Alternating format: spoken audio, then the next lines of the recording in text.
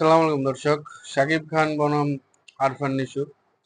শাকিব খান বড় পর্দার সবচেয়ে সুপারস্টার মেগাস্টার অভিনেতা এবং আরফান নিশো ছোট পর্দার সবচেয়ে সফল অভিনেতা।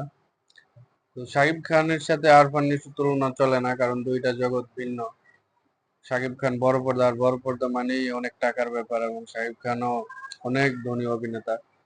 আরফান নিশো এতদিন ছোট পর্দায় অভিনয় করেছে এবং ছোট পর্দায় সে তুমুল জনপ্রিয় অভিনেতা। সবাই তাকে পছন্দ করে, বিশেষ করে বাংলাদেশের নাটক অনেক মানুষ দেখে এবং সভ্য মানুষ দেখে, এবং তাদের ফ্যান হচ্ছে আরফান নিশো। তাদের আরফান নিশোর ভক্ত তারা।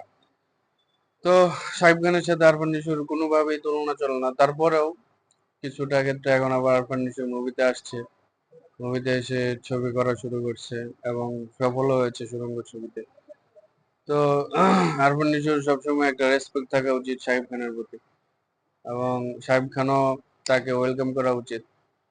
আর সাকিব খান আরফান নিশোর সাথে আহ তেমন সমালোচনা না করলেও আরফান নিশ্চয় কিন্তু শাকিব খানের সমালোচনা, যেটা একদমই ঠিক হয়নি। দুইজন দুই মেরুর জনপ্রিয় অভিনেতা এবং বাংলাদেশের মানুষ তাদেরকে পছন্দ করে, তো তাদের মিলেমিশে একসাথে কাজ করা উচিত এবং সহনীয় আচরণ করা উচিত।